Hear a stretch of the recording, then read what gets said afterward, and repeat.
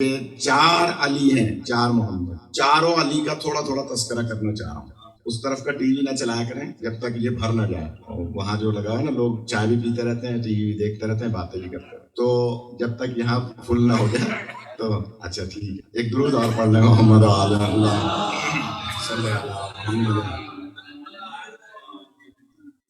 اللہ کا باقی تمہارے لیے خیر ہی خیر ہے اگر تم مومن ہو۔ قرآن مجید سمجھ نہیں سکتے، یہ میں نے پہلی مجلس میں عرض کیا تھا، اس آیت کا مفہوم مسلمان اپنی مرضی سے لیتے ہیں، اللہ کے باقی سے مراد لیتے ہیں دین مبین، کہ اللہ کا دین باقی ہے اگر تم مومن ہو، یعنی اس سے بقیت اللہ سے مراد دین لیتے ہیں۔ ہم پہلی مجلس سے عرض کرتے آ رہے ہیں کہ قرآن مجید سمجھ میں نہیں آ سکتا جب تک ان کے دروازے پہ نہ آئے جن کے گھر میں قرآن نازل ہو۔ نبی پاک نے پوری دنیا میں اپنے نمائندے بھیجے کہ وہ جا کر دین سمجھائیں، یمن کی طرف بھیجے، حبش کی طرف بھیجے، بہت سارے صحابہ کو بھیجا، جناب جعفر طیار کو بھیجا۔ 23 سال کی عمر تھی مولا کائنات، تو مولا کائنات کو زنجبار کی طرف بھیجا، ایک علاقہ ہے زنجبار، یہ حبش کی سائڈ ہی ہے، اب اس کا نام تبدیل ہو گیا، اور کہا کہ جاؤ یا علی جا کر وہاں تبلیغ دین کو۔ مولا کائنات جب وہاں پہنچے تو حسن اتفاق یا راز الہی کہ وہاں قومی دن تھا ان کا، یعنی جیسے ہمارے یہاں 14 اگست ہوتا ہے، پاکستان میں آپ کے یہاں کیا ہوتا ہے، امریکہ 4 جولائی، تو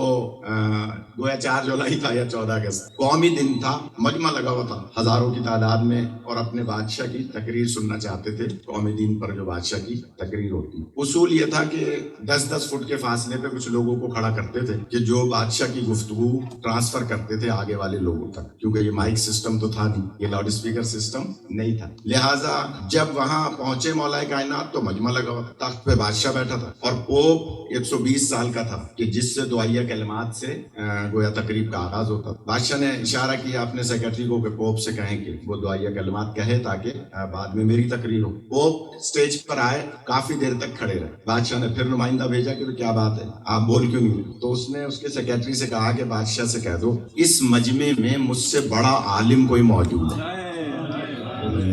میں کل میں چھوڑ دوں، آپ کو پسند نہیں آئی بات۔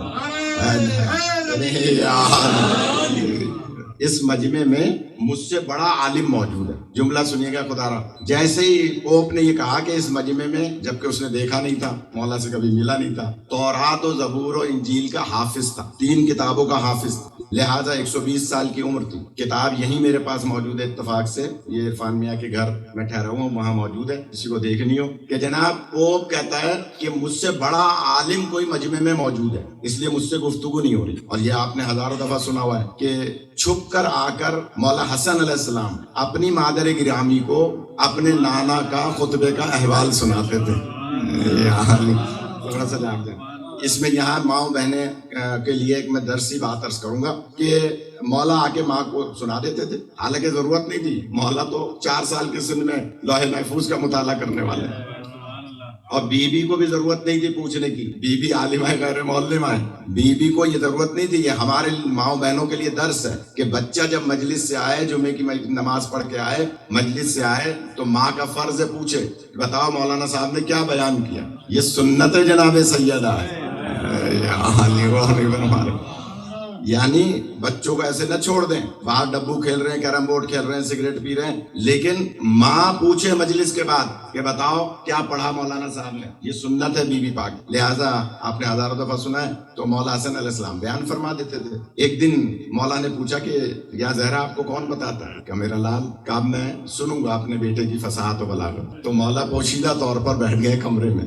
جیسے ہی مولا حسن مسجد سے آئے تو ماں نے پوچھا کہ بیٹا بتاؤ تمہارے نانا نے کیا بیان کیا، تو مولا حسن ایک مرتبہ دائیں ایک مرتبہ بائیں دیکھ کے فرماتے ہیں اماں محسوس ایسا ہوتا ہے کہ مجھ سے بڑا عالم کوئی موجود ہے۔ خدا سلامت رکھے، خدا آپ کو سلامت رکھے۔ لہذا اعظم بھائی، بچے اگر اردو نہیں سمجھ رہے تو انہیں راستے میں سمجھانا کہ سمجھتے ہیں۔ اچھا، تو میں عرض کر رہا ہوں جتنے بھی بچے پیچھے بیٹھے ہیں، ان کے ماں باپ انہیں راستے میں واپسی پہ ٹیلی فون چھین لیا کریں اور مجلس سمجھایا کریں۔ ہاتھ میں فون دیے ہوئے ہوتے ہیں، بس وہ وہی کھیلتے رہتے ہیں، تو مجلس سمجھایا کریں کہ مولانا نے کیا پڑھا۔ تو گزارش کر رہا ہوں کہ باہر آ گئے مولا، اور ماتھے پہ چوم کر فرماتے ہیں کہ اللہ بہتر جانتا ہے کہ نبوت اور امامت کو کہاں رکھا کرتا ہے۔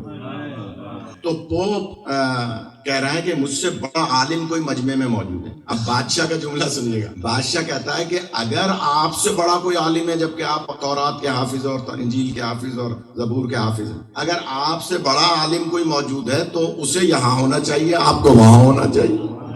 نہیں غور فرمائے. پتہ چلا کہ بادشاہ عیسائی ہے لیکن جانتا ہے کہ عالم کی قدر کیا ہوا کرتی ہے.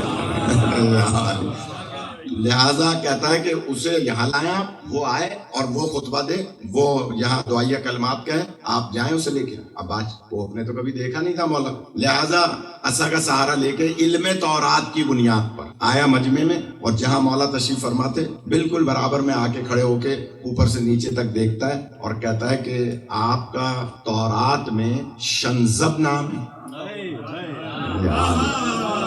جاگنا پڑے گا بھائی. آپ کا تورات میں شنزب نام ہے. مولا نے اس کو اوپر سے نیچے تک دیکھ کے کہا کہ ہاں, زبور میں مجھے شیلو کہتے ہیں, اور انجیل میں میرا نام ایلیا ہے, اور قرآن میں میرا نام علی ہے, اور میری ماں نے میرا نام حیدر رکھا تھا. آپ کو سلامت رکھے. لہذا اس نے کہا اس کا مطلب یہ ہوا, اب جلدی سے جملہ کیونکہ مجھے چاروں علی کا تھوڑا تھوڑا سا تذکرہ کرنا ہے اور ٹائم کم ہے, کہ جناب فوراً وہ مولا کی طرف دیکھ کے کہتا ہے اس کا مطلب یہ ہوا کہ میرے علم تورات کے مطابق آخر الزمان نبی نے ظہور کر لیا ہے. نہیں پہنچی بات. اس کا مطلب یہ ہوا کہ آخری نبی نے ظہور کر لیا. تو مولا فرماتے ہیں ہاں اسی نے مجھے تمہارے پاس تبلیغ کے لیے بھیجا ہے, اسی نبی نے مجھے بھیجا ہے, لہٰذا میں یہاں تبلیغ دین کرنے آیا ہوں. تو اس نے کہا کہ اگر تبلیغ دین کرنے آئے ہیں تو آپ کو اسٹیج پہ چلنا ہوگا اور وہاں چل کے آپ گفتگو کیجئے, ہم آپ سے کچھ سوالات کریں گے. اگر وہ سوالات تورات و زبور اور انجیل کے مطابق ہوئے تو ہم آپ کے دین کو قبول کر لیں گے. بادشاہ کے مولا کے آگے آگے چلنے کا ایک قدم آگے اٹھا, دوسرا نہیں. ہاں جی جاگ کے سنیے بھائی, یہ روایت ہزاروں کے مجمع میں پڑھتا ہوں میں, اور آپ کو ایک ایک کے ہزار کے برابر تو سمجھ رہا ہوں. لہذا آمادہ ہو جائیں, اور دو چار کو تو میں 2-4 ہزار کے برابر سمجھ رہا ہوں, اور ہمارے لہذا تھوڑا سا آمادہ ہو جائے. بعد میں پوچھ لیجئے گا کس کو 5000 سمجھ رہا ہوں. لہذا تھوڑا سا آمادہ ہونا پڑے گا کہ جناب ایک قدم آگے بڑھا, نہیں اٹھ پا رہا, مڑ کے دیکھ کے کہتا ہے کہ آپ کچھ پڑھ تو نہیں رہے ہیں منہ میں. مولا فرماتے ہیں میں پڑھ نہیں رہا ہوں, جب تم مجھے جان گئے ہو پھر میرے آگے چل رہے ہو. جب تم مجھے پہچان گئے ہو پھر بھی میرے آگے چل رہے ہو. تو کہنے نہیں, میں چل اس لیے آگے رہا تھا کہ آپ کو راستہ دکھاؤں. فرماتے تم نے تورات میں نہیں پڑھا صراط مستقیم علی ابن ابی طالب کی ذات. آپ کو سلامت رکھے. مجھے راستہ دکھانے کی ضرورت نہیں ہے. لہذا پوپ ہاتھ جوڑ کے پیچھے آیا تو چلنے لگا. پہلے ایک پیر بڑھاتا تھا, آگے نہیں بڑھ رہا تھا پیر. مولا خود بخود آگے آگے چل رہے ہیں, اور جیسے ہی اسٹیج کے نزدیک آئے تو بادشاہ جلدی سے اٹھا اور اٹھ کر زمین پہ بیٹھ گیا اور کہا کہ آپ کو میری جگہ بیٹھنا ہوگا. جملہ کہوں, عیسائی بادشاہ ہے, بہت سارے مسلمان بادشاہوں سے بہتر معلوم ہوتا ہے, جانتا ہے حقدار کو کہاں بیٹھنا ہے.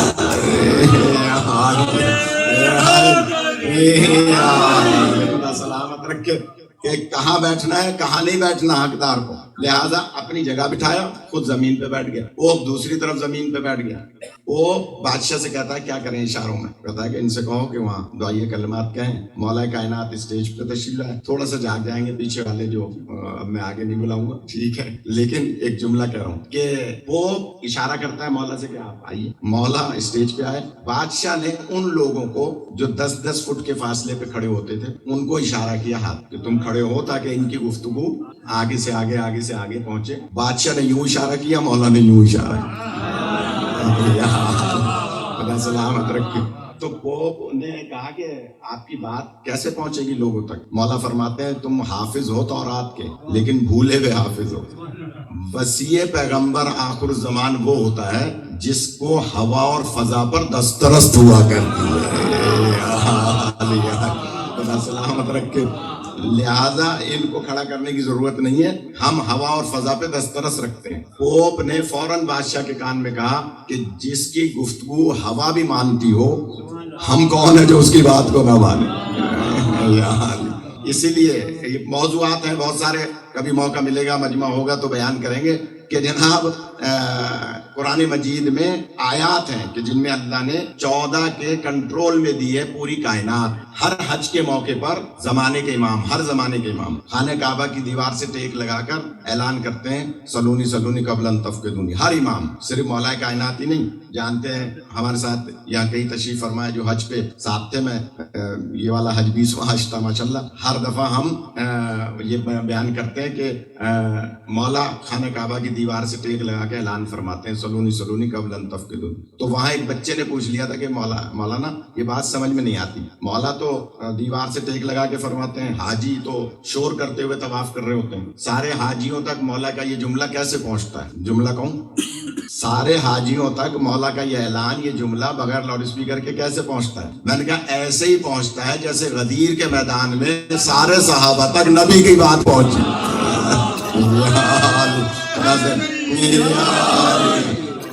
وہاں کون سا لاؤڈ اسپیکر لگے ہوئے تھے؟ وہاں یہ تو 1,24,000 صحابہ تھے.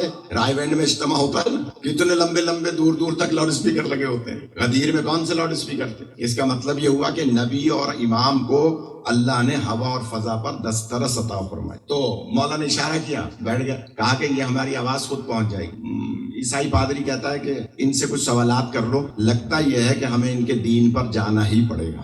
یا ایسے ہی نہیں دین پہنچ گیا ہے زبردستی قبضہ کر کے چند لوگوں میں لڑائی جھگڑا کر کے کمرہ بند کر کے. ایسے ہی نہیں دین پہنچ گیا ہے. دین خون پسینہ لگا ہے نبی اور علی کا. میں جلدی سے جملہ کہہ رہا ہوں. پوپ آیا، مولا کے کان میں کہا کہ ہمارے آپ سے کچھ سوالات ہیں، اگر آپ نے سوالات کے جواب دے دیے اور بمطابق تورات تو ہم آپ کے دین پہ آ جائیں گے. اب اس نے 100 سوال کیے مولا سے. اب مجھے اجازت دیں میں کتنے بیان کروں؟ اچھا چلے ایک درود پڑھیں مولانا آواز سے. اللہم صلی اللہ محمد. ویسے تو مولا کا ہر جواب امپورٹنٹ ہے، ہر جواب. ایک اشرا علیحدہ سے رکھیں آپ یہاں تاتاری صاحب تو 100 کے 100 یاد ہیں. تو مگر وہ ہو عام دنوں میں، ایام ازاں میں نہ ہو، اور مجمع بھی آئے. یہ نہیں کہ وہ منہ دیکھ کے آئیں کہ صاحب فلاں نے بلایا تو آئیں گے، نہیں بلایا تو نہیں آئیں گے. تو مجلس میں قربتاً اللہ آنا چاہیے. اگر کسی کے منہ دیکھے کہ آئیں گے تو پھر ثواب بھی اسی سے ملے گا.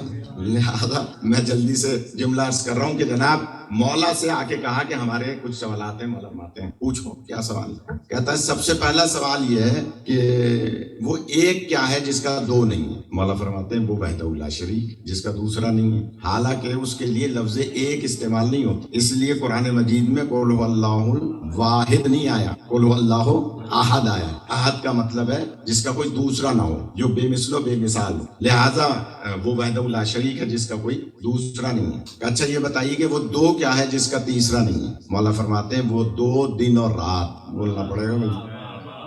وہ دن اور رات جس کا کوئی تیسرا نہیں ہے، دن اور رات. اچھا یہ فرمائیے کہ وہ تین کیا ہے جس کا چوتھا نہیں. فرماتے ہیں وہ 3 طلاقیں. آپ کا تو کیونکہ 3 طلاقوں سے واسطہ نہیں ہوتا، ہمارے بھائیوں کا واسطہ ہوتا ہے. وہ تو خواب میں بھی دیکھیں کسی کو کہتے ہوئے تو طلاق ہو جاتی ہے. میں تو ڈرامے دیکھتا نہیں ہوں، لیکن اخبار میں آیا تھا آرٹیکل ایک کچھ عرصہ پہلے کہ کوئی میاں بیوی تھے حقیقی معنی میں، اور وہ ڈرامے میں بھی میاں بیوی تھے، اور انہوں نے ڈرامے میں کہہ دیا تھا کہ میں نے تجھے 3 طلاق دی. تو مفتیوں نے فتویٰ دے دیا تھا کہ بس یہ بیوی حرام ہو گئی، کیونکہ ڈرامے میں کہے یا سوتے میں کہے یا غصے میں کہے. یا اچھا کبھی ایسا ہوا ہے مسعود بھائی کہ راہ چلتے ہوئے کسی خاتون کو آپ نے دیکھ کے کہا نکاح نکاح نکاح نکاح؟ یہ حال کبھی ہوا ہے؟ تو یہ کیسے ہو سکتا ہے کہ سر 3 دفعہ کہیں طلاق طلاق طلاق طلاق ہو گئی؟ قرآن میں 4 آیتیں موجود ہیں کہ جب کسی کے ساتھ ایسا معاملہ ہو تو اس نے سلوک سے کام لو اور 2 گواہ رکھو. نکاح میں گواہ کی ضرورت نہیں ہے شرعاً، طلاق میں گواہ کی ضرورت ہے. لہٰذا مسلمانوں کے ہاں تو طلاق ہو جاتی ہے 3 دفعہ کہنے سے. طلاق قرآن مجید کے مطابق طلاق نہیں ہوتی. ایک وقت میں، اب تو پاکستان میں بھی ایک قانون بنا دیا اسلامی نظریاتی کونسل نے کہ اس طرح سے نہیں ہوگا، کیونکہ خفت ہو رہی تھی، قرآن مجید کی صریحاً خلاف ورزی ہو رہی، لیکن عمل اب بھی نہیں ہو رہا ہے کہ کہہ دیا تو بس اب حلالہ ہوگا اور بس. لہٰذا مولا فرماتے ہیں وہ 3 طلاقیں ہیں کہ جس کا چوتھا نہیں ہے. جہاں 3 ہو جائیں وہ بائن ہو جاتی ہے، یعنی اگر عدت کے مطابق ہو اور طریقے سے ہو تو وہ بائن ہو جاتی ہے. اچھا جلدی سے بتائیے کہ وہ 4 کیا ہے جس کا 5واں نہیں ہے. مولا فرماتے ہیں وہ 4 عناصر اربع. تھوڑا سا جاگے رہنا پڑے گا ورنہ میں شاید ایک ہی علی کا تذکرہ کر سکوں کہ وہ کیا ہے عناصر اربع. عناصر اربع یعنی جن سے 4 چیزوں سے اللہ نے حضرت آدم کا پتلا بنایا, جن سے انسان بنا ہے وہ 4 چیزیں, اور وہ 4 کیا ہیں؟ ہوا, پانی, مٹی, آگ. یہ چاروں ہم وزن لیے تھے اللہ نے. اگر 1 کلو آگ لیا تھا مٹی کو تو 1 کلو آگ لی, 1 کلو مثلاً ہوا لی تھی تو 1 کلو پانی لیا. چاروں چیزیں ہم وزن لے کے آدم کا پتلا بنایا. مگر میرا ایک سوال ہے بزرگ حضرات, شمار صاحب, بزرگ حضرات, رضوی صاحب, ذرا بتائیں کبھی آپ نے خدا نخواستہ اپنی میت کو سمندر کے حوالے کیا ہے؟ کبھی آگ میں جلائی ہے میت؟ کبھی ہوا کے حوالے کی ہے؟ یہ ہمیشہ سے تراب ہی کے حوالے کیوں کرتے ہیں؟ میں جلدی سے جملہ کہوں گا بھائی, جبکہ چاروں چیزیں ہم وزن لی تھی نا, تو ہونا یہ چاہیے کہ بھائی میت کو ہم کبھی 10 سال تک چلیں پانی کے حوالے کریں, 10 سال تک ہوا کے حوالے کریں, پھر آگے 10 سال تک مٹی کے حوالے کریں, پھر آگے 10 سال تک آگ کے حوالے کریں. اس طرح سے آلٹرنیز 10 سال کے بعد پھر اسی طرح سے سرکل چلاتے رہیں. یہ ہمیشہ سے تراب ہی کے حوالے میت کو کیوں کر رہے ہیں؟ جملہ کہوں, وجہ یہ ہے کہ ان 4 عناصر میں 3 خائن ہیں, امین صرف ایک ہی ہے. نہیں پہنچے تو میں کیا کروں؟ آپ کو سلامت رکھے. جو فضائل سننے کے عادی ہیں وہ میرے مزاج کو سمجھ لیں. آج تو 5ویں 6ٹھی مجلس ہے کہ جناب ان 4 میں خائن ہے 3, امین صرف ایک ہی ہے. یہ نہیں دی ان لوگوں نے داد, اس لیے مجھے دلیل دینی پڑ رہی. خیر پور میں ہم نے میت دفن کی تھی امانتاً. عبد الحسین جعفری صاحب ایک بزرگوار تھے, تو ان کی وصیت تھی کہ مجھے کربلا میں دفن کیا جائے. صدام کا دور تھا, ان کے بچوں نے کہا کیسے دفن کریں. وہاں قبلہ ہمارے استاد موجود تھے, مولانا قاسم صاحب یہ موجود ہیں, ہمارے بھائی صاحب جو وہاں پڑھے ہیں, ہم بھی وہیں پڑھے. تو وہ انہوں نے فرمایا کہ مفاتی میں ایک دعا ہے, وہ دعا پڑھیں, 2 رکعت نماز پڑھیں, اور تراب سے کہیں, زمین سے کہیں کہ ہم 10 سال کے لیے امانتاً میت کو رکھ رہے ہیں. 10 سال کے بعد میت نکالی تو کفن بھی میلا نہیں تھا. تو جلدی سے جملہ کہہ دوں, جب تراب اتنی امین ہے تو ابو تراب کو کیسا ہونا چاہیے.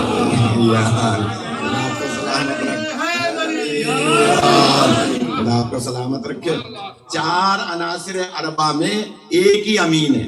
شہبار صاحب جیسے یہاں شعراء موجود ہیں, آپ سب پڑھے لکھے حضرات ہیں, انتہائی زیرک لوگ ہیں, دنیا کے گھاٹ گھاٹ کا پانی پیے ہوئے لوگ ہیں. میں جملہ کہہ رہا ہوں, اگر اس کی قدر کی تو آگے بڑھوں گا. اور وہ جملہ یہ ہے, نبی پاک نے بھی شب ہجرت مولا علی کو لوٹا مسلح سونا چاندی نہیں دیا تھا, دراصل علی علیہ السلام کے حوالے اپنا مستقبل کیا تھا. علی جو پہنچ گیا وہ پہنچ گیا, اپنا مستقبل حوالے کیا تھا. اس لیے کہ اگر علی امانتیں ادا نہ کرتے جو 40 سال تک صادق اور امین اپنے کردار سے منوایا تھا, تو نبی کا مستقبل داغدار ہو جاتا. آپ کو سلامت رکھے. اس کا مطلب یہ ہوا کہ اگر نبی اپنا مستقبل علی کو دے دیں تو کسی کو اعتراض نہیں, ہم اپنی قیامت علی کے حوالے کر رہے ہیں. خدا سلامت رکھے, خدا آپ کو زندگی عطا فرمائے. لہذا 4 عناصر اربع کہ جن سے اللہ نے انسان کو بنایا. اچھا یعنی وہ 5 کیا ہیں؟ کیونکہ مجھے بہت سارے جتنے آپ سنتے رہیں گے میں بیان کروں گا کہ یعنی وہ 5 کیا ہیں جس کا چھٹا نہیں ہے. آپ نے فرمایا کہ وہ حواس خمسہ. وہ کیا ہے؟ حواس خمسہ. یعنی حواس خمسہ یہ 5 سونگنے, چکھنے اور دیکھنے اور سننے کی صلاحیت ہے. 5 حواس خمسہ. اس میں بھی بہت تشریح تھی, میں چھوڑ رہا ہوں, ٹائم بھاگ رہا ہے آج. کہ مولا فرماتے ہیں کہ وہ 5 ہیں حواس خمسہ. اچھا یعنی وہ 6 کیا ہے جس کا 7واں نہیں ہے؟ مولا فرماتے ہیں وہ 6 جہتیں. 6 جہتیں. سب سمجھ رہے ہیں جہت فرقان میں؟ جہت کا مطلب سمتیں, انگلش میں کیا کہیں گے؟ ڈائریکشن, ڈائمنشن, جو بھی سمجھیں. کہ 6 سمتیں. جملہ کہوں, جب حضرت آدم کو شیطان نے سجدہ نہیں کیا, جبکہ ہر چپے چپے کو سجدہ کیا. علامہ نجم الحسن کراربی صاحب کی تاریخ اسلام اٹھا کے دیکھ لیں, لکھا ہے کہ دنیا کا کوئی انچ زمین کا ایسا نہیں تھا, پہاڑ کا ایسا نہیں تھا جہاں شیطان نے سجدہ نہ کیا ہو. اللہ, کتنی زمین ہے امریکہ میں, کتنی زمین ہے آپ کے روس میں, کتنی زمین ہے کینیڈا میں, دنیا بھر میں کتنی زمین ہے, کوئی انچ ایسا نہیں. جب اس نے آدم علیہ السلام کو سجدہ نہیں کیا, آواز قدرت آئی کہ تم نے سجدہ کیوں نہیں کیا؟ کہ اللہ میں نے چپے چپے پہ سجدہ کیا, اگر ایک کو نہیں کیا تو کیا ہوا؟ کہا نہیں, وہ سب تم نے اپنی مرضی سے سجدے کیے. وہ سب اپنی مرضی سے سجدے کیے اور یہ میری مرضی کے خلاف تم نے سجدہ نہیں کیا، لہٰذا اپنی مرضی والی عبادت چاہے وہ تراویح ہی کی صورت میں کیوں نہ ہو. جملہ کہہ دیا آپ نے، سن اللہ سلامت رکھے.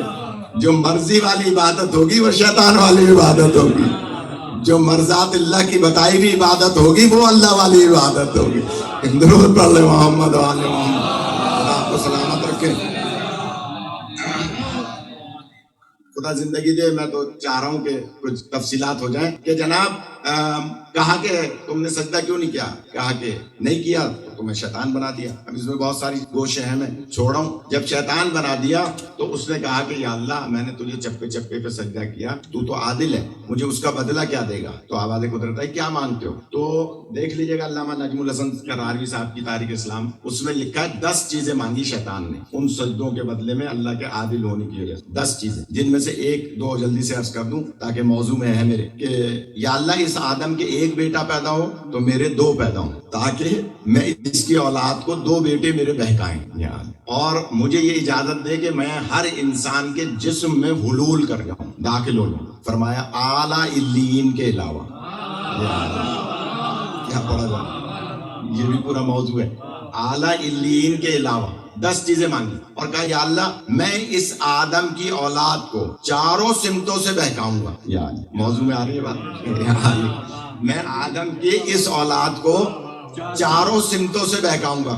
کہا بس تم نے سمتیں دیکھ لی؟ کہا 4 سمتوں سے بہکاؤں گا. اللہ فرماتا ہے تم 4 سمتوں سے بہکاؤ گے، ہم 6 سمتوں سے ہدایت دیں گے. خدا سلامت رکھے. یعنی اس نے مشرق مغرب شمال جنوب کو غور کیا اور زمین و آسمان کو نہیں دیکھا. نہیں وہ زمین و آسمان کو بھول گیا. تو اللہ نے کہا تم نے دیکھ لیا؟ بس کہہ لیا ہاں 4 سمتوں سے بہکاؤں گا. جب 4 پہ بن گیا کہا کہ تم 4 سے بہکاؤ گے، ہم 6 سے ہدایت دیں گے. میرے خیال میں 1-2 ہی بزرگ ہوں گے جنہوں نے حافظ کفایت صاحب کو سنا ہو. سنا؟ اچھا آپ نے بھی سنا ہے. حافظ کفایت حسین صاحب بہت بزرگ عالم تھے، میں نے نہیں سنا انہیں، میری پیدائش سے پہلے شاید انتقال ہو گیا یا میں چھوٹا ہوں گا اس وقت انتقال ہوا ہوگا، مگر ان کی کتابیں موجود ہیں. وہ فلسفہ زیادہ پڑھتے تھے اپنی مجالس میں، علم کلام اور علم فلسفہ سے زیادہ بحث کر. تو انہوں نے ایک چیز لکھی ہے، وہ فرماتے ہیں کہ اللہ نے کیوں کہا کہ میں زمین و آسمان سے ہدایت دوں گا؟ اس لیے کہ آسمان سے بارش برستی ہے جسے رحمت کہا جاتا ہے، زمین سے اجناس اگتی ہے جسے غذا کہا جاتا ہے، رزق کہا جاتا ہے، اور آسمان سے نازل ہونے کی نسبت نبی پاک کی طرف ہے اور زمین سے اگنے کی نسبت ابو تراب کی طرف ہے. سلامت رکھے. یعنی رحمت للعالمین کو نسبت ہے آسمان سے رحمت نازل ہونا، علی علیہ السلام کو نسبت ہے ابو تراب ہونے کے ناطے زمین سے تراب سے رزق کا حاصل ہونا. اب فرماتے ہیں کہ 4 سمتوں سے شیطان بہکائے گا، اللہ زمین و آسمان سے ہدایت دے گا. ہدایت ملے گی اسے جو نبی کو بھی مانتا ہوگا، علی کو بھی مانتا ہوگا. خدا سلامت، خدا سلامت رکھے. اللہ صلی اللہ محمد، خدا سلامت رکھے. بس یہی حق ہوتا ہے فضائل سننے کا کہ جناب کہا کہ اس میں بہت سے گوشے تھے، میں چھوڑ رہا ہوں گھڑی پہ میری نگاہ. مولا فرماتے ہیں کہ 6 جہتیں ہیں جس کا 7واں نہیں. کہ اچھا وہ 7 کیا ہے جس کا 8واں کوئی نہیں؟ بیان کروں چھوڑ دوں.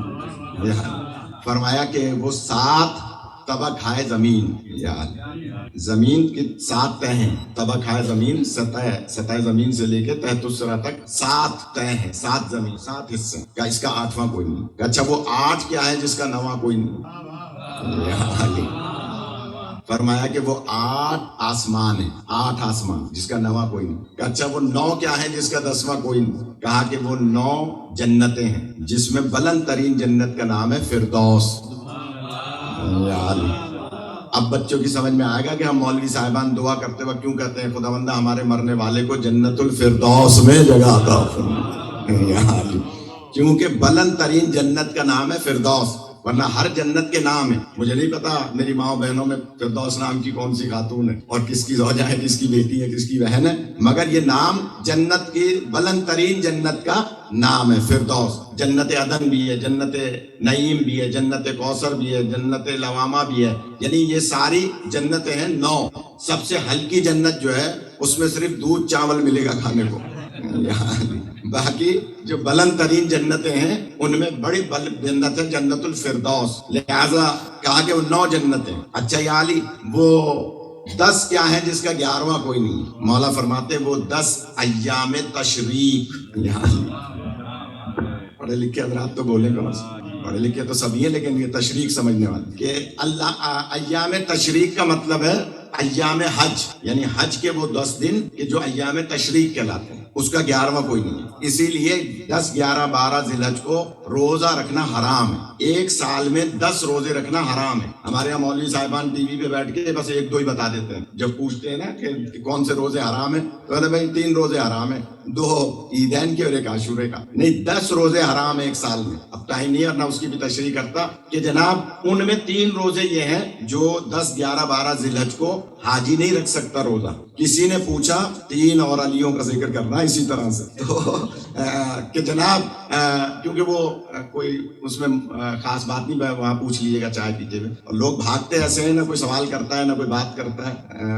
بعد میں یہاں بھی ایک عجیب بات دیکھی ہے میں نے, پاکستان میں تو مولوی کو گھیر کے بیٹھ جاتے ہیں کہ صاحب یہ مسئلہ وہ مسئلہ یہ مسئلہ. تو خیر کوئی بات نہیں, میں عرض کر رہا ہوں کہ کہا کہ وہ 10 ہیں ایام تشریق کہ جس کا 11واں کوئی نہیں ہے, اور 3 روزے حرام ہیں. کسی نے پوچھا ہے امام جعفر صادق علیہ الصلوۃ والسلام کہ مولا یہ 3 روزے کیوں حرام ہے. جلدی سے عرض کر دوں, یہ ایک ذرا زیادہ کام کی بات کہ یہ 3 روزے کیوں حرام ہیں حاجی کے لیے 10, 11, 12 ذی الحج. مولا کا جواب سنیے گا. جواب وہی دے سکتے ہیں جو وہاں کے پڑھے ہوئے ہیں. یہاں کا پڑھا ہوا جواب نہیں دے سکتا اس قسم کے. کہا کہ یہ اس لیے حرام ہے کہ 3 دنوں میں حاجی اللہ کا مہمان ہوتا ہے اور اللہ کو یہ پسند نہیں ہے کوئی میرا مہمان ہو اور بھوکا رہے. خدا آپ کا سلامت رکھے. میرا مہمان اور بھوکا رہے, لہٰذا یہ اس کی مہمانداری کے خلاف ہے, تو بھوکا نہیں رہتا, منع ہے, وہ حرام روزے. خیر وہ ایام تشریق. کہا کہ یا علی وہ 11 کیا ہے جن کا 12واں کوئی نہیں. کہاں تک بیان کروں بتائیے اپنا مسعود بھائی. کہا کہ وہ 11 کیا ہے جس کا 12واں کوئی نہیں. مولا فرماتے ہیں وہ حضرت یعقوب کے بیٹے. ابھی ورجینیا میں ایک سوال آیا تھا, لیکن بدقسمتی سے وہ آیا تب جب میں مجلس آخری 5 پڑھ چکا تھا. تو اگر یہ سن رہے ہو کوئی ورجینیا والے اور یہ انٹرنیٹ پہ جا رہی ہو تو ان کو جواب مل جائے گا. ایک سوال آیا تھا, کوئی ناراض نہ ہو, اور ناراض ہو تو بعد میں بات کر لے لیکن خاموش نہ رہے. سوال آیا تھا کہ آخر نبی پاک کے دائیں بائیں لوگوں کو شیعہ کیوں نہیں مانتے. چھوڑ دو میرے خیال میں سمجھ نہیں. نبی پاک کے دائیں بائیں لوگوں کو, حالانکہ دائیں بائیں نہیں ہے وہ, کہا کہ چلے نبی پاک کے پاس مدفون لوگوں کو شیعہ کیوں نہیں مانتے. جملہ کہوں, پاکستان میں اسلام آباد میں شاہ فیصل مسجد میں ضیاء الحق کیسے دفن ہوا بتائیے. ضیاء الحق کیسے دفن ہوا؟ نہیں, جو بھی دفن ہوا اس کا حصہ, لیکن نام تو ہے, قبر تو ہے, اس کا کچھ نہ کچھ تو دفن ہوا کیسے. غور کیجیے گا, اس طرف اس پہلو پہ جاتے نہیں ہیں لوگ, اور آسان الفاظ میں بہت بڑا مسئلہ حل کر رہا ہوں. ہوا اس لیے دفن اسلام آباد کی بادشاہی شاہ فیصل مسجد میں اس لیے کہ اس کی حکومت تھی. نبی کے دائیں بائیں اس لیے دفن ہو گئے کہ حکومت تھی. جو پہنچ جائے وہ پہنچ جائے, اس لیے دفن ہو گئے. یہ تو مسئلہ علیحدہ ہے, لیکن وہ جو فضیلت جتلاتے ہیں نا کہ جناب دیکھیں نبی پاک کے دائیں بائیں دفن ہے اور شیعہ ان کو برا بھلا کہتے ہیں. میں تو پہلے کہہ چکا ہوں کہ ہم برا بھلا اسے کہتے ہیں جسے قرآن برا بھلا کہتا ہے. یہ تو غلط فہمی نکال دیں دل سے, لیکن تجزیہ کر رہا ہوں کہ جناب وہاں اگر دفن ہے تو کیسے دفن ہے. اب دلیل دوں, جو اب تک داد نہیں دے رہے, گردن بھی نہیں ہلا رہے, ان کے لیے دلیل دوں. تیسرے کے دور حکومت میں, کیونکہ جب تیسرے کا معاملہ ہوا تو پورا مدینہ باغی تھا, اس لیے دفن نہیں ہو سکے. اس کا مطلب یہ ہوا کہ جس کی حکومت ہو جو چاہے کر لے. تو حکومت کے تحت دفن ہونا اور ہے, اور محبت کے ساتھ دفن ہونا اور ہوا کرتا ہے. ایک درود پڑھ لے محمد والے محمد صلی اللہ محمد. اچھا آپ کہیں گے جناب یہ بات میں لایا کیوں، یہاں اس کی ضرورت کیوں پیش آئی؟ ضرورت پیش آئی میری بات کی دلیل میں، توجہ فرمائیے گا. کہتے ہیں مولا کہ وہ یوسف کے 11 بھائی، جناب یعقوب کے 11 بیٹے، ان میں ایک بیٹا تھا لوئی جس کا نام تھا، وہ حضرت یوسف سے محبت کرتا. ایک اور سوال کا جواب دے دوں، شاید زیادہ باتیں نہ کر سکوں، کہ ایک صاحب نے پوچھا کہ آخر اللہ نے امامت کو اولاد ابو طالب میں کیوں رکھا؟ یعنی بڑے بڑے سوالات کے جوابات دے رہا ہوں، آج آپ بہت تھکے ہوئے ہیں، کوئی نعرہ نہیں لگا کہ جناب ابو طالب کی اولاد میں امامت کو اللہ نے کیوں رکھا، اس کا سبب کیا ہے؟ تو ایک دلیل دے دوں. حضرت یعقوب کے 11 بیٹوں میں لوئی نام کا بیٹا حضرت یوسف سے محبت کرتا تھا، انہیں بچپن سے کھانا کھلاتا تھا، بچپن سے ان کو غذا دیتا تھا. جب دوسرے بھائی تنگ کرتے تھے تو وہ دوسروں سے لڑتا تھا اور ان کی حفاظت کرتا تھا.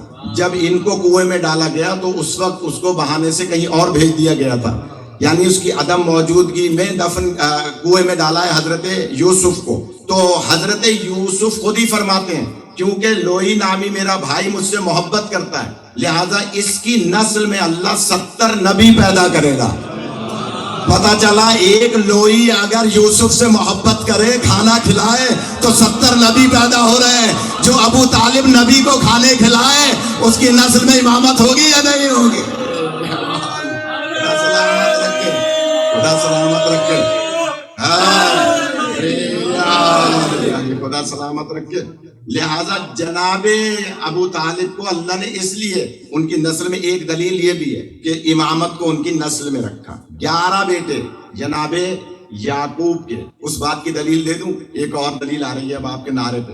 میرا موضوع بنتا ہی نعروں پہ ہے، مجھے یاد ہی نہیں باتیں، اس لیے آپ نے دیکھا ہوگا پہلی دوسری مجلس میں بھی سست تھا، آپ بھی سست. کہ جناب علی فرماتے ہیں کہ یعقوب کے 11 بیٹے جن کا 12واں نہیں، 11 میں سے ایک لوئی تھا، ایک یوسف تھے، باقی بیٹے ہمیشہ نبی کے دائیں بائیں رہتے تھے. جملہ کہہ دوں تو پتہ چلا دائیں بائیں رہنے والوں کو فضیلت نہیں ملتی، جو نبی کا بیٹا منصوص من اللہ ہو اسے فضیلت ملا کرتی ہے. اب آپ نبی کے دائیں بائیں سلاتے رہیے، فضیلت مل ہی نہیں سکتی ہے.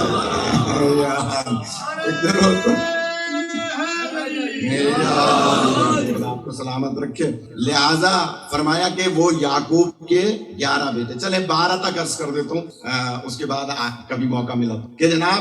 اچھا یا علی یہ فرمائیے، یہ تو آپ کے ذہن میں ہے کہ کس سے بیان کر رہے ہیں مولا، کہ وہ 12 کیا ہے جس کا 13واں نہیں ہے. اب جو موالیان حیدر کرار فضائل سننے کے عادی ہیں، بہت کچھ پڑھتا میں مسعود بھائی، لیکن مجھے پڑھواتا ہی مجمع ہے. کہ کہا کہ وہ 12 کیا ہیں، کہا کہ 12 لا الہ الا اللہ. فرقان میں جاگ رہے ہو عرفان، لا الہ الا اللہ. جیسے یہاں بہت سے نہیں سمجھے، وہ بھی نہیں سمجھے، کہنے لگے بھائی اس میں لا الہ الا اللہ کا کیا مسئلہ ہے. 12 فرمایا لکھو، جب لا الہ الا اللہ لکھو گے تو حروف 12 بنتے ہیں یا علی، جن کا 13واں نہیں ہے. پھر فرمایا لکھو محمد رسول اللہ، یہ لکھنے میں لکھو گے تو حروف 12 بنیں گے. پھر فرمایا علی ولی اللہ.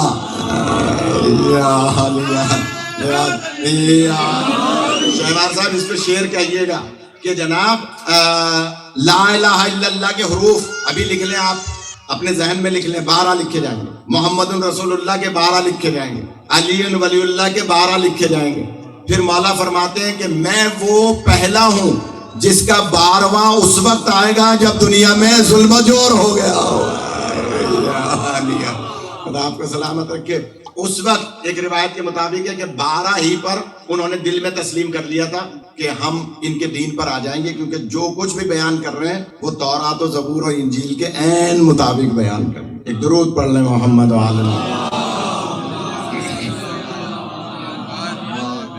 میرے خیال میں دیر کافی ہو گئی، کچھ بیان کر دو، اجازت ہے؟ ایک درود بلند آواز صلی اللہ محمد.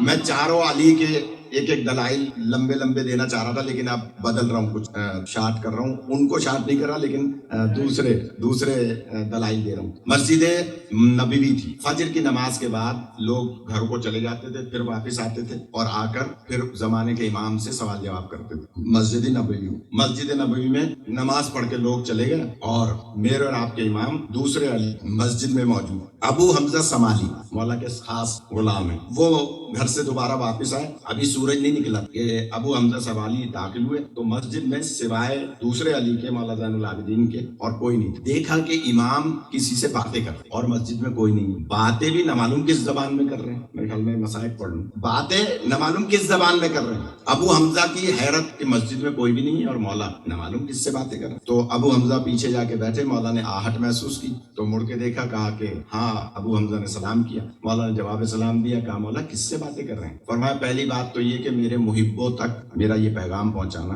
کہ طلوع فجر سے لے کر طلوع آفتاب تک میرے محبوں تک پیغام پہنچانا کہ میرا محب کوئی اس ٹائم میں سویا نہ کرے. یا اب اس پہ تو داد دینی نہیں. مولا فرماتے ہیں کہ میرے محبوں تک یہ پیغام پہنچانا کہ طلوع فجر سے طلوع آفتاب تک سویا مت کیا کرو. ابو حمزہ نے کہا مولا میں تو نہیں سوتا، لیکن آپ بتائیے اس کا راز کیا ہے. مولا کا جملہ سنیے گا، نہ ہو میں ذمہ دار ہوں، کتاب کا حوالہ دے رہا ہوں. یقیناً یہاں جو لٹریچر سے تعلق رکھتے ہیں ان کے پاس ہوگی. الدامۃ الثاقبہ اور جلد نمبر تیسری جلد میں الدامۃ الثاقبہ میں صاحب کتاب لکھتے ہیں کہ مولا فرماتے ہیں طلوع فجر کے وقت، یہ ہر ایک کو ہضم نہیں ہوگی روایت، طلوع فجر کے وقت اللہ تعالی ہر مخلوق کا رزق معین کرتا ہے اور طلوع آفتاب کے وقت ہر زمانے کے امام کے ہاتھ سے تقسیم کرتا ہے. جو پہنچ گیا وہ پہنچ. ہر زمانے کے امام کے ہاتھ سے تقسیم کرتا ہے. اب جملہ کہہ دوں، امام کو محدود کرنے والوں مان لو ہر مخلوق تک امام کا ہاتھ موجود ہے تو تقسیم کر رہا ہے. خدا سلامت رکھے. لہذا ہر امام اپنے اپنے دور میں. آپ جملہ سنیے گا. کہتے ہیں مولا میں تو یہ پوچھ رہا تھا کہ یہ گفتگو کس سے کر رہے تھے؟ یہی تو بتا رہا ہوں، ذرا دیکھو دیوار پر دیکھا تو چڑیاں بیٹھی تھی اور وہ چہچہا رہی تھی. مولا فرماتے ہیں یہ اپنی زبان میں مجھ سے کہہ رہی تھی مولا سورج نکلنے والا ہے، ہمارا رزق کہاں ہے؟ اور میں انہیں بتا رہا تھا کہ فلاں جگہ ہم نے تمہارا رزق معین کر دیا ہے. ان کو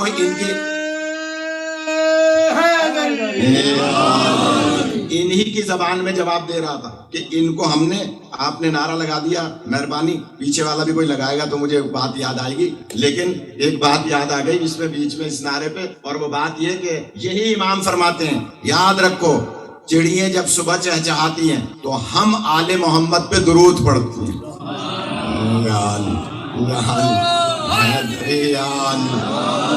صبح جب چہچہاتی اللہم صلی اللہ محمد وعلی. چلے شکریہ. اب میں آدھا گھنٹہ تو اور پڑھ سکتا ہوں. یاد ہے پڑھ سکتا ہوں. اچھا تو 3 نے بسم اللہ کہا ہے، 5 کیا دیتے تو میں پڑھتا.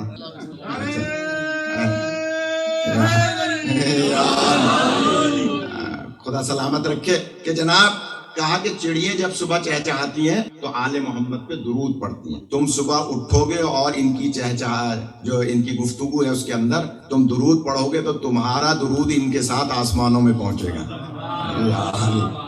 اچھا کسی کے گھر میں کبوتر ہے؟ کوئی جانتا ہے؟ کسی کے گھر میں کبوتر ہے؟ پالا کریں. کبوتر اور بکری پالنے کا حکم ہے. یہی امام فرماتے ہیں کہ جس کے گھر میں کبوتر ہوتے ہیں وہاں برے جنات نہیں آتے. ایک بات، کیوں نہیں آتے برے جنات؟ کیوں نہیں آتے؟ اب یہ بھی معصوم فرماتے ہیں اس لیے کہ کبوتر جب غٹر گو کرتا ہے تو اس کی غٹر گو میں حضرت سیدہ کے دشمن پر لعن ہوتی ہے. خدا سلامت رکھے. خدا زندگی کرے.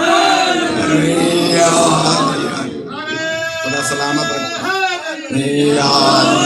اس کا مطلب یہ ہوا کہ جہاں حضرت زہرا کے دشمنوں پر لعن ہوگی وہاں برے جنات نہیں آئیں گے. ایک درود پڑھ لے محمد آل محمد. خدا آپ کو سلامت رکھے. آ جائیں ادھر آ جائیے. جب کرسی چھوڑی دیے تو ذرا ایک اور درود پڑھ لیں محمد والے.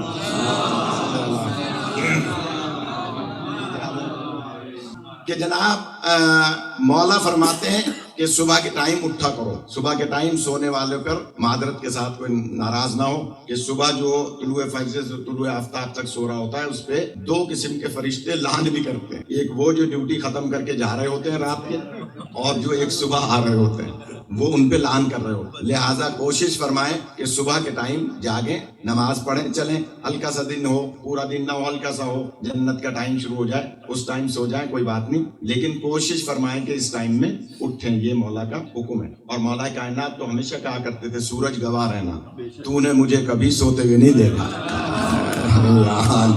اکثر فرماتے تھے نا سورج تو نے مجھے کبھی سوتے ہوئے نہیں دیکھا، میں نے ہمیشہ تجھے ابھرتے ہوئے دیکھا. گھمسان کی جنگ تھی، ظہر کا وقت ہوا. مولا فرماتے ہیں کمبر جلدی سے مصلی بچھاؤ. کمبر نے کہا مولا گردنیں اڑ رہی ہیں، خون بھرا پڑا ہے میدان میں. فرمایا نہیں، جہاں میں کہہ رہا ہوں وہاں مصلی بچھاؤ. تو مولا خیمے میں چل کے پڑھ. مولا فرماتے تم ہمیں پہچانے ہی نہیں، یہ ہماری جنگیں ہیں ہی نماز کی وجہ سے.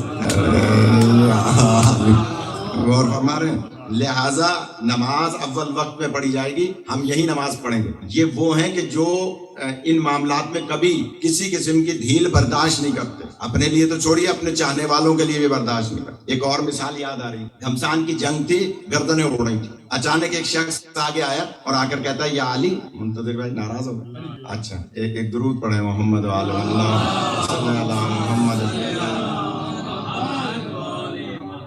دیکھیے چند لوگ تو ہوتے ہیں وہ اگر ڈسٹرب ہوں گے تو لطف نہیں آتا. کہ جناب کہا کہ گھمسان کی جنگ ہے، گردنیں اڑ رہی ہیں. ایک شخص نے آگے آ کے کہا یا علی امان. مولا نے تلوار نیچے کری. امان کا مطلب یہ ہوتا تھا کہ یہ کلمہ پڑھے گا اور جنگ نہیں کرے گا. مولا نے فرمایا کہ تم نے امان مانگی ہے، کلمہ پڑھو. کہنے لگے نہیں یا علی امان میں نے کلمہ پڑھنے کی نہیں مانگی. مولا فرمانے کیوں؟ جملہ کہوں؟ اجازت دے دی آدھا گھنٹہ تو مجھے پڑھنا ہے نا.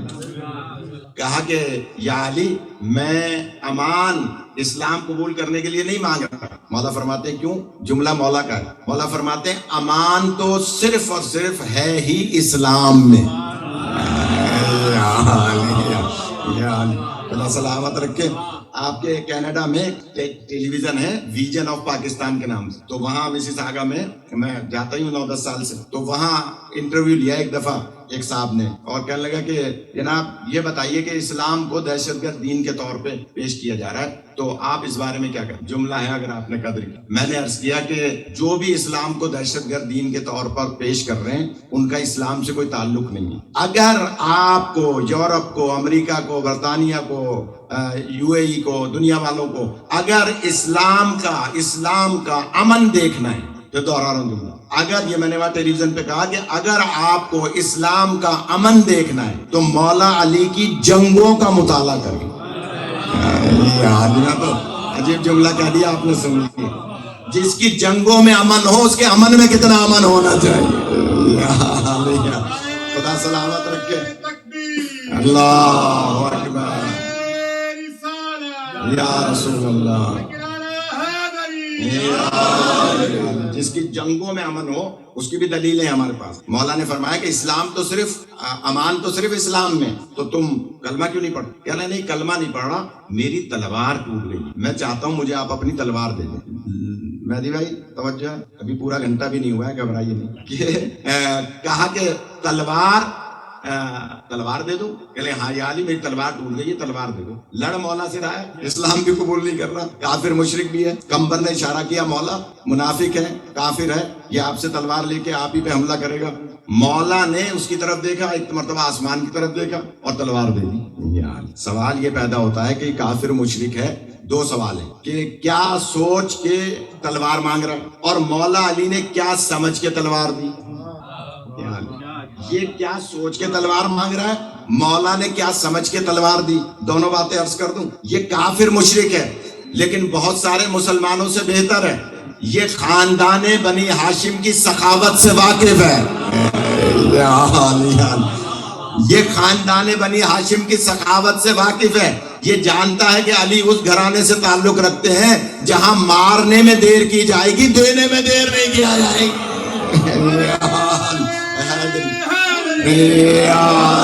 خدا آپ کو سلامت رکھے.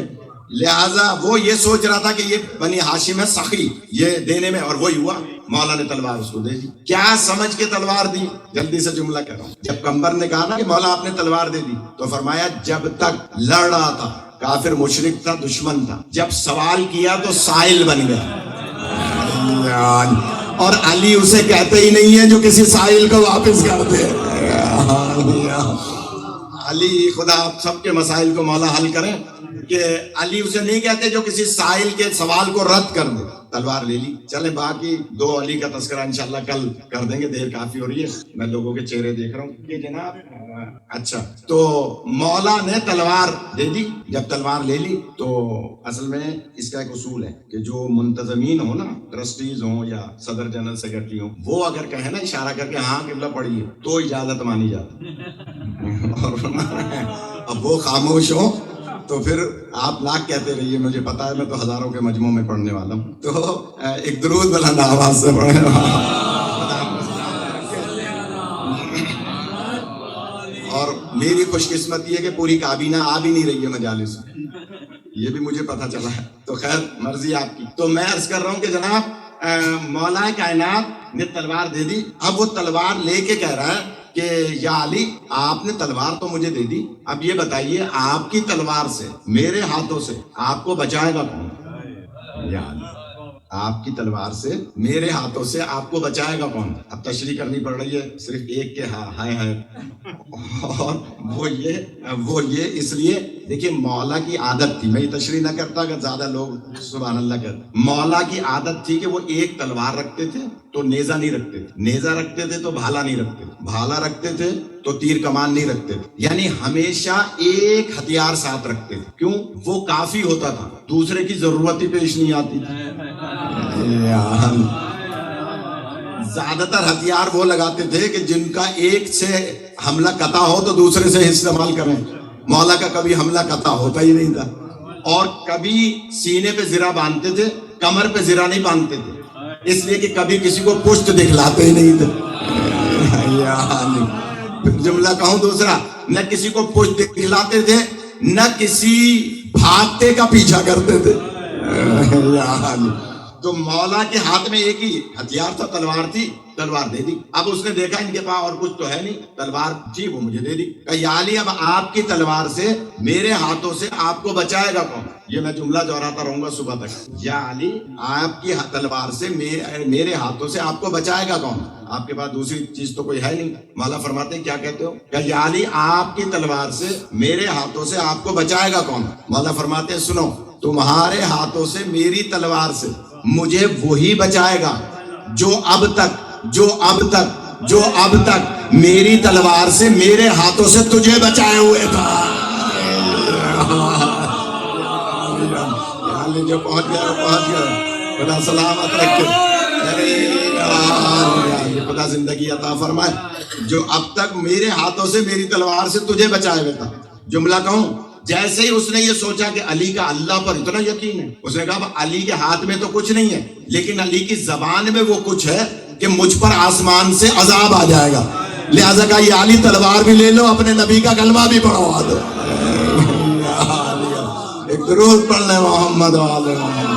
خدا آپ کو سلامت رکھے، خدا آپ کو زندگی عطا فرمائے۔ لہذا یہ وہ علی ہے کہ جو دوسرے علی فرماتے ہیں کہ یاد رکھو، رات کے وقت، صبح کے ٹائم جاگا کرو، کیونکہ صبح ہر زمانے کے امام کے ہاتھ سے رزق تقسیم ہوتا ہے۔ بس جلدی سے عرض کروں، ڈائریکٹ چوتھے علی کی بات کر رہا ہوں، اس میں تیسرے علی کا بھی تذکرہ آ جائے گا۔ چوتھے علی کون سے ہیں؟ امام علی نقی علیہ السلام۔ اللہم صلی علی محمد۔ ایک شخص آیا اور آ کر کہتا ہے کہ یا امام، اور اس دلیل میں میرے موضوع کی بھی ایک بات آ جائے گی، مجھے یاد آ گیا۔ کہا کہ مولا میں آپ کے دادا، آپ سے پہلے علی، مولا علی رضا کی زیارت کرنا چاہتا ہوں۔ یار کس سے کہا؟ میرے اور آپ کے 10ویں امام مولا نقی علیہ السلام، کہ میں آپ کے دادا یعنی 8ویں امام کی زیارت کرنا چاہتا ہوں، 7ویں امام کی، 8ویں امام کی، مولا علی رضا علیہ السلام کی زیارت کرنا چاہتا ہوں، تو آپ مجھے اجازت بھی دیں، اور میرا راستہ بہت پر خطر ہے، لہذا لہٰذا کوئی مجھے دعا بھی فرمائے۔ امام نے اپنے ہاتھ سے بلا تشبیہ انگوٹھی اتاری اور اس کو دی، کہنے لگے راستے میں اگر کوئی مشکل پیش آئے، جس قسم کی بھی مشکل ہو، ہاتھ سے اتار کے بس یہ انگوٹھی آگے کر دینا۔ یہ انگوٹھی لے کے چلا، ظاہر ہے کہ گھوڑے کا سفر تھا، راستے کا جنگل کا سفر تھا، راستے میں خطرناک شیر کہ جس نے حملہ کرنا چاہا اس پر، اس نے جلدی سے انگوٹھی اتاری اور آگے کر دی، وہ شیر قدموں میں گر گیا اور پھر اپنے راستے پہ چلا گیا۔ میں جملہ کہہ دوں، امام سے منسوب انگوٹھی اگر شیر کو دور کر سکتی ہے تو امام کا ہاتھ کا اشارہ شیر کو مجسم بھی کر سکتا ہے۔ خدا آپ کو سلامت رکھے۔ کن فیکون کے یہ مصداق ہیں، یہ کن کہتے ہیں اور فیکون ہو جاتا ہے، لہٰذا انگوٹھی دکھائی، شیر رام ہو گیا، یہ اپنا راستہ مکمل کر کے اور پہنچا جب طوس، اور تیسرے علی کی زیارت کی۔ اس زمانے میں ایسا روزہ تو بنا ہوا تھا نہیں جیسے آج بنا ہوا ہے۔ آداب زیارت بجل آیا، زیارت کی اور اس کے بعد باہر صحن میں آ کر آرام کرنے لگا، تھکا ہوا تھا، اپنے سرہانے اپنا سامان رکھ لیا اور سیدھے ہاتھ میں وہ مولا نقی علیہ السلام کی دی ہوئی انگوٹھی پہنی ہوئی۔ صبح جب اٹھا فجر سے پہلے تو دیکھا کہ اس کے سامان کے تکیے کے نیچے ایک لال جواہرات میں، لال و جواہر ہوتے ہیں نا، لال ایک جوہر لال اس کے سرانے رکھ۔ بڑی حیرت میں کہ میں تو غریب آدمی ہوں، یہ کہاں سے آ گیا، یہ تو بہت قیمتی لال ہے۔ اب جو غور کیا تو انگوٹھی اس کے سیدھے ہاتھ کی انگلی کے بجائے الٹے ہاتھ کی انگلی میں۔ حیرت کرنے لگا کہ یہ انگوٹھی ادھر کیسے آ گئی، یہ لال میرے سرانے کیسے آ گیا۔ زیارت کی امام کی اور اس کے بعد سفر کرتا کرتا واپس آیا۔ جب پہنچا پھر چوتھے علی کی خدمت میں تو کہتا ہے مولا ایک عجیب بات ہوئی ہے۔ مولا فرماتے ہیں میں علم امامت سے جانتا ہوں۔ اب یہاں بہت باریک مسئلہ بھی حل ہوگا، میں علم امامت سے جانتا ہوں۔ مولا فرماتے ہیں کہ جب تم سو گئے تھے زیارت کر کے اور اتنا سفر کر کے تکلیف کر کے، تو قوم جنات کا ایک گروہ آیا تھا اور وہ میرے دادا مولا رضا کے پاس اور کہا تھا ہمارا سردار جن بیمار ہے، لہذا آپ دعا فرمائیں کہ اللہ اسے صحت دے۔ تو امام نے ان کو اشارہ کیا کہ باہر میرا ایک زائر سویا ہوا ہے، ذرا زائر کی اہمیت کو پہچانے۔ کہا باہر میرا ایک زائر سویا ہوا ہے اور اس کے ہاتھ میں زمانے کے امام کی انگوٹھی موجود ہے۔ اب دیکھیے مولا رضا شفا دیتے ہیں، وہاں پہ باب شفا بھی موجود ہے، صحن شفا بھی موجود ہے۔ میں نے اپنی آنکھوں سے نابینا ایک 8 سال کے بچے کو اصفہان کے بینا ہوتے ہوئے دیکھا، وہاں شفا ملتی ہے، لیکن مولا نے اس جنات کے قبیلے کے افراد کو کہا کہ جاؤ اور جا کر باہر جو ظاہر سویا ہوا ہے اس کے ہاتھ میں زمانے کے امام کی انگوٹھی ہے۔ زمانے کے امام تھے مولا نقی علیہ السلام، لہٰذا ان کے ہاتھ کی انگوٹھی لے جاؤ اور اپنے سردار بیمار جن کی زبان سے مس کر دو، اسے صحت مل جائے گی۔ یہاں یہ بھی پتا چل گیا کہ ہیں تو سب کے سب امام، لیکن زیادہ حق اس کا ہوتا ہے جس کی ریت میں ہم زندگی بسر کر رہے ہیں، جسے بقیت اللہ کہا جاتا ہے۔ ایک درود پڑھ لیں محمد آل محمد کی، اور آپ کو سلامت رکھیں۔ لہٰذا فرمایا کہ تم نہیں پتا تمہیں، جب وہ انگوٹھی تمہارے ہاتھ سے اتار کے لے گئے اور اپنے سردار جن کی زبان سے مس کی، اسے صحت مل گئی۔ بعد میں وہ آئے جنات، تو قوم جنات میں جو تمہارا الٹا ہاتھ ہوتا ہے وہ ان کا سیدھا ہاتھ ہوتا ہے۔ یہ بھی عرض کر دی، جو تمہارا سیدھا ہاتھ ہوتا ہے ان کا وہ الٹا ہاتھ ہوتا ہے، لہٰذا وہ اپنی دانست میں گویا تمہارے سیدھے ہاتھ میں انگوٹھی پہنا گیا جو تمہارے لحاظ سے الٹا ہاتھ، اور شکرانے کے طور پر، تحفے کے طور پر یہ لال تمہیں دے گئے۔ یہ تم پورے زمانے میں لے جاؤ گے، سوائے 80,000 درہم کے یہ کسی میں نہیں بکے گا۔ اس نے بہت بازار میں گیا کہ ذرا زیادہ میں بک جائے، لیکن بکا اتنے میں جتنا امام نے فرمایا تھا، اور اس کی غریبی امیری میں بدل گئی اور اس نے لا کے انگوٹھی مولا کی خدمت میں واپس دے دی۔ اس کا مطلب ہے یہ علی سب کے سب وہ ہیں کہ جو کائنات کے مسائل حل کیا کرتے ہیں۔ ایک درود پڑھ لیں محمد وعلی محمد۔ آپ کو کسی غم میں نہ رلائے، یہی حق ہوتا ہے فضائل سننے کا۔ بس مولا رضا علیہ السلام کے فضائل و مناقب بہت زیادہ ہیں، ہو سکتا تو کل بھی مولا کے فضائل عرض کریں گے جو بیچ میں نے چھوڑ دیے۔ خدا ہماری عبادت کو قبول فرمائے۔ آپ سب جانتے ہیں کہ مولا رضا کی بہن ہے جناب معصومہ قم، اور میں نے ایک روایت پڑھی کہ جب مولا رضا کے بابا مولا موسی کاظم قید خانے میں تھے اور ان کو طرح طرح سے اذیتیں دی جا رہی تھی، 14 سال کی قید مولا موسی کاظم باب الحوائج کی، بہت ہی دردناک اذیتناک قیدیں ہیں عزاداروں۔ ایک مرتبہ حاکم نے چاہا، ہارون رشید نے، کہ کچھ بھوکے شیر منگائے جائیں اور انہیں قید خانے میں بھیجا جائے تاکہ مولا موسی کاظم کو چیر پھاڑ کے کھا جائیں اور ہم پر ان کا خون نہ آئے۔ جب وہ بھوکے شیر قید خانے میں نیزے کی انیاں چبو کے زنجیروں سے باندھ کے قید خانے میں بھیجے گئے تو روایت ملتی ہے کہ ہر شیر مولا کے قدموں پر سر رکھ کے کہہ رہا تھا اپنی زبان میں کہ مولا نہ پہچانے تو آپ کے نانا کی امت نہ پہچانے، ہم تو آپ کو پہچانتے ہیں، آپ ہمارے امام ہیں، ہم آپ ہی کی وجہ سے جنگل میں رزق پاتے ہیں، مولا آپ ہمارے امام ہیں، ہم آپ کو کیسے نقصان پہنچا سکتے ہیں۔ عزادارو جب دیکھا ظالموں نے کہ شیر قدموں پہ سر رکھ کے مولا کے قدموں کو بوسہ دے رہے ہیں تو پھر اپنی زنجیروں سے انہیں نیزوں کی انیاں چکو کے واپس کھینچنا شروع کیا۔ عزادارو جب سب سے چھوٹا شیر مولا کے پاس سے کھینچا جا رہا تھا تو مولا نے اس کی پشت پر ہاتھ پھیرا اور ہاتھ پھیر کر جملہ کہا کہ تم یہاں سے چلے جانا لیکن یہاں سے ان جنگلات میں نہ رہنا، تم ایران کے جنگلات میں چلے جانا۔ سنیں گے عزادارو، جیسے ہی اس نے یہ سنا تو اپنی زبان میں کہا مولا ایران کے جنگلات میں میری مسئولیت کیا ہوگی، میری ڈیوٹی کیا ہوگی، میں وہاں جا کر کیا کروں گا؟ عزادارو مولا فرماتے ہیں تمہیں نہیں پتا، میری بیٹی معصومہ قم اپنے بھائی رضا کی محبت میں مدینے سے سفر کرے گی، تم میری بیٹی کی جنگل میں حفاظت کرنا۔ میں کہوں گا اے موسی کاظم، آپ کو اپنی بیٹی کا اتنا خیال ہے کہ جنگل کے شیروں کو حکم دے رہے ہیں میری بیٹی معصومہ قم کی حفاظت کرنا؟ مولا ذرا شام کے بازار میں آئیے جہاں شمر سکینہ کو تماچے مارا کرتا تھا اور سکینہ کہتی تھی بابا آپ کے ہوتے ہوئے شمر مجھے مار رہا ہے۔ عزادارو روایت ملتی ہے اچانک مولا حسین کا سر جو نوکے نیزہ پر بلند تھا وہ زمین میں گڑ گیا۔ عزادارو شمر ملعون لاکھ کوشش کرتا ہے مولا کا سر نیزے کا زمین سے نکلے، عزادارو جب نہیں نکلا درہ اٹھا کر آیا، مولا سجاد کی پشت پر درے برسانا شروع کیے۔ عزادارو جب پانچواں درہ مولا کی پشت پر لگ رہا تھا مولا کا رخ اپنے بابا کے چہرے کی طرف، اے بابا حسین مجھ سے درے برداشت نہیں ہوتے، آپ کا سر آگے کیوں نہیں بڑھتا؟ سنیں گے عزادارو، ایک مرتبہ مولا حسین کی آنکھوں میں آنسو اور روتے ہوئے جملہ کہا اے بیٹا سجاد میں کیسے آگے بڑھوں؟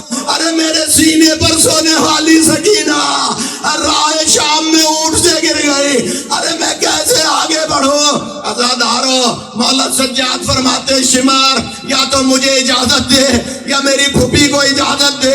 عزادارو جناب زینب کو اجازت ملی، میری ماں بہنیں مجلس سن رہی ہیں، بہت سی بچیاں پاکستان ہندوستان سے بیاہ کر یہاں آئی ہیں، ان کے ماں باپ وہاں ہیں، انہیں پتا ہوگا کہ ماں باپ کی محبت کیسی ہوتی ہے، ماں کی محبت کیسی ہوتی ہے۔ عزادارو جب جناب زینب آئی کیا دیکھا ایک کالے برقعے والی بی بی سکینہ کو گود میں لیے بیٹھی ہے۔